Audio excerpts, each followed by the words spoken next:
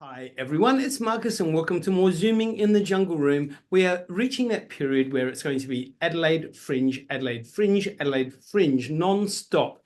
And you know what? We're kicking it off today. I'm speaking to the lovely Charlee Watt. Charlee, how are you? I'm really well, thank you, Marcus. Oh, hey, how was your Christmas? It's obviously just a couple of days past it. Did you have a nice one?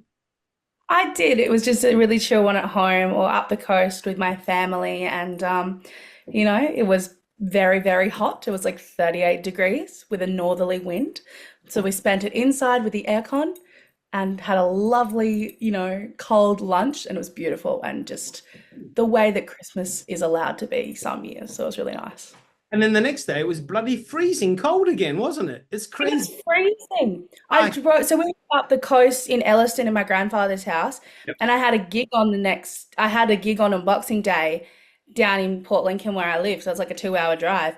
And I was about an hour and a half into the drive, and I got a call from the venue being like, "Hey, we've cancelled." So I was like, "Oh," because it was about 16 degrees here, and it was so freezing cold. It was unbelievable. So yeah, but that's life, I guess. That's what people say, right? Yeah? No? I don't know. Charlie, I can't keep up with it all, seriously. Then we've got New Year's Eve, and then we are like full force, full power to the Adelaide Fringe, which kicks off on February the 17th, all around Adelaide and South Australia. It's going to be bonkers. Are you ready for no sleep? I'm so ready. I was born ready for no sleep. Like Aha, ne I every love. day. Now, of course, you do have a show, and it's called Beating Up the Beatles. We're going to find out all about it. It kicks off February the 21st and runs until March the 16th, with some various dates. We'll go through them shortly. But Beating Up the Beatles, tell us what it's all about. The show is kind of as it sounds. Well, it doesn't really. The show title doesn't really tell you that much. But really, when I first started doing the show, everyone was like, "Are you boxing? Like, are you abusing the Beatles?" And I was like, "What are you talking about?" Yeah, the whole premise is basically taking Beatles tunes and rearranging, restyling, revitalizing, and just reimagining them. So the premise kind of was at the end of last year, my mum said, "Are we going to do a show?" Because my mum is my producer, and she's wonderful, crazy, but wonderful. And she was like, "Let's do a show."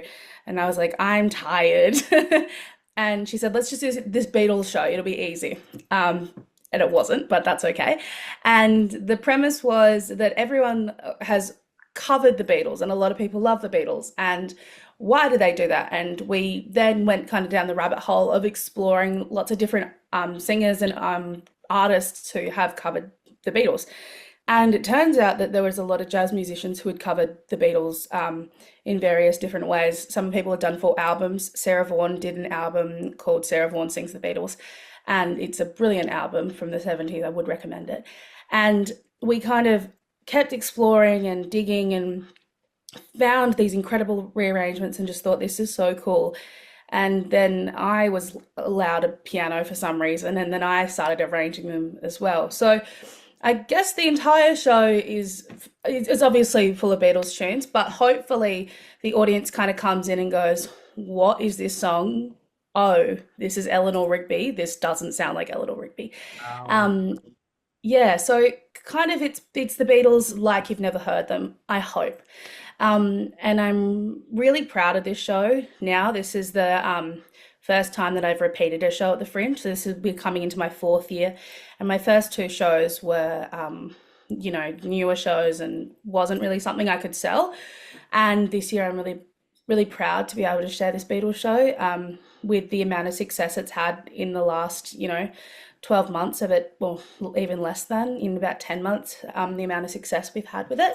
Um, it's been really brilliant, and the show, I can now say that I am really proud of it, and I'm really excited for a lot of people to be able to see it this year.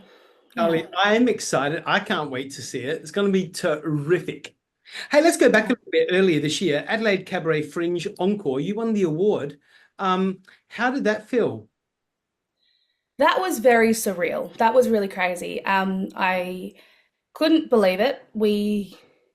I just couldn't believe it, honestly. And I had flown in from Port Lincoln.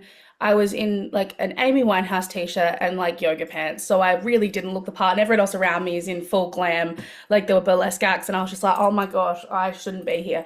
And then they called out my name and I was just red and I was sweating and I was gross.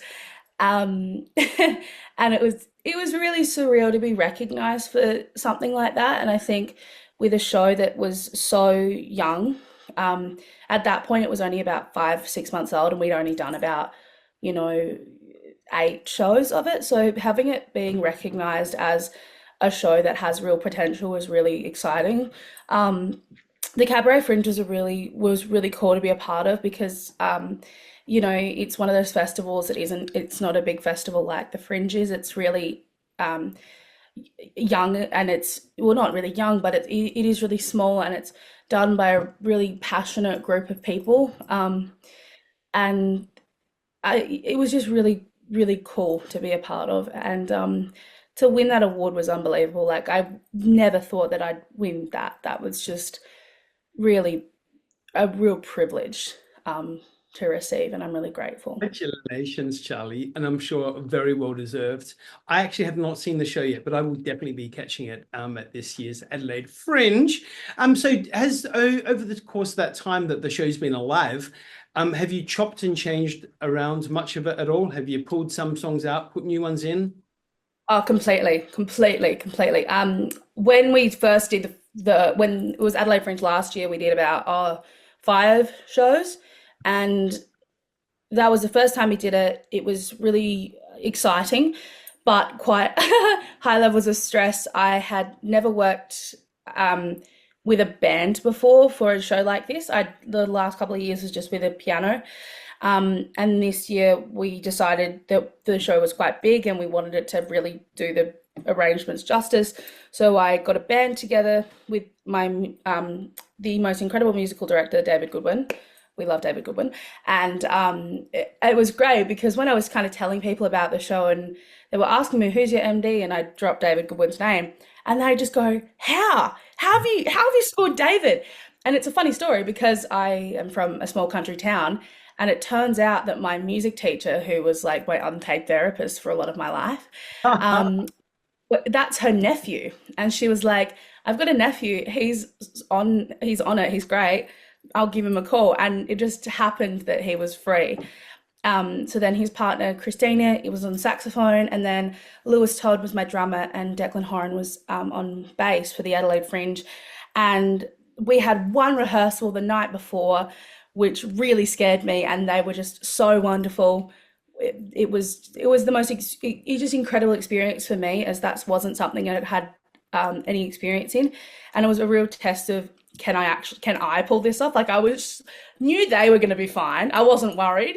Worried about myself exclusively, but the show was at that point was literally just singing the songs and showing people what it sounds like. And I was just talking nonstop, really, like I currently am. I can hear my mother in the next room going, wrap it up, Charlie, wrap it up. But it's a stage mother. Yeah, yeah. We love it. I can hear her sometimes laughing, and then sometimes I can hear her rolling her eyes.